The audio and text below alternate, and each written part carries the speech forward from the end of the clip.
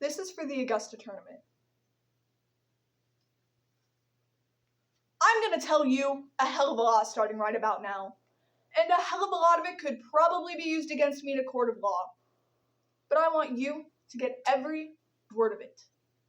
Starting with this. 29 years ago, I killed my husband, Joe St. George. That old phrase, hell hath no fury like a woman scorned, comes from a 15th century production called Mourning Brides by William Congreve. But the original quote is, heaven hath no rage like love to hatred turned, nor hell a fury like a woman scorned. I believe that this is true because the hatred and the anger that we feel is so much stronger when it once was love. Nobody wants to be duped, especially not Delores Claiborne.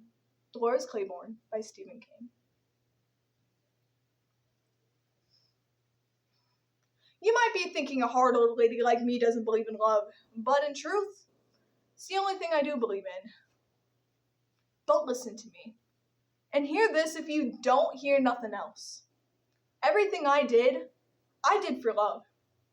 The love a mother feels for her children. That's the strongest love there is in this world, and it's the deadliest. There's no bitch on earth like a mother frightened for her kids. And I swear something. If God gave me a second chance, I'd kill him again. Even if it meant hellfire and damnation, which it probably does. I had 6 weeks worth of a baby girl in my belly when I told him I did, and I would until death do us part. The rest were all stupid reasons, and one thing I've learned in my life is stupid reasons make a stupid marriage. What people think is that Joe was an alcoholic who used to beat me, and probably the kids too when he was drunk. They finally think he did it once too often, and I punched his ticket in for it. It's true that Joe drank, but in all honesty, most of the times when Joe hit me, he was cold sober. I put up with it because I thought a man hitting his wife from time to time was just another part of being married. Not a nice part, but then again, cleaning toilets isn't a nice part of being married either, and most women have done their fair share of it since the bridal dress and veil have been packed away in the attic. In those days, I believed the love of a man for a woman for a man was stronger than the love of drinking and hell-raising, and love would eventually rise to the top, like cream in a bottle of milk. I learned better over the next 10 years. The world's a sorry schoolroom sometimes, ain't it? Well, Joe and me had 3 kids when he died in the summer in '63. Selena was 15, Joe Jr. was 13, and little Pete was just 9. My Selena. She was a lively, chatty girl, but she changed. I felt a distance was coming between her and I, so I decided I was going to have it out with my baby girl one day. You've changed. Your looks, the way you dress, the way you act, all of that's telling me you're in some kind of trouble. Nothing's wrong. Yes, there is. And neither one of us is leaving this room until you tell me what it is. Then she said it. And I heard it.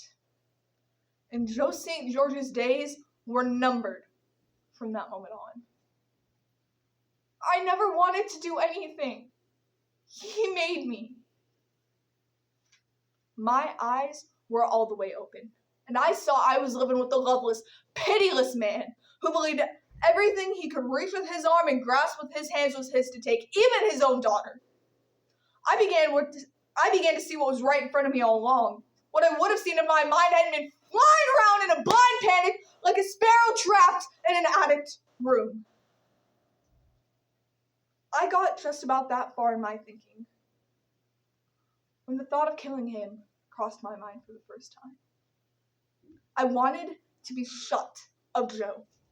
I wanted to make him pay for what he'd put us through, especially what he'd put Selena through. The son of a bitch had an accident. The right kind of accident. Those things had happened. That evening, when Joe got home from the neighbors where he was building a back porch, he was sitting by the stove, reading The American, like he had done every night. Look at him, I thought. sitting there like the grand high poobah of the upper butt crack. Sitting there as if he didn't have to put his pants on one leg at a time like the rest of us. Sitting there as if putting his hands all over his only daughter was the most natural thing in the world, and any man could sleep easy after doing it. It came to me that marrying him had not only been the biggest mistake of my life, but it was the only mistake that really mattered. Because it wasn't just me who was paying for it. It was Selena he was occupied with then. But there were two young boys coming right up behind her, and if he wouldn't stop at trying to rape their big sister, what might he do to them? I tried to think of how we gone from the junior-senior prom to where we are right now. Him sitting by the stove reading the paper in his old patched blue jeans and dirty thermal undershirt, and me standing by the wood box with murder in my heart. Please, please, Delores! I thought about Selena, and it helped keep the pain away. I swear, before God Almighty, I will never touch her again. I felt a single tear go down my face. I sometimes think it's the only reason I was able to go on living. Delores!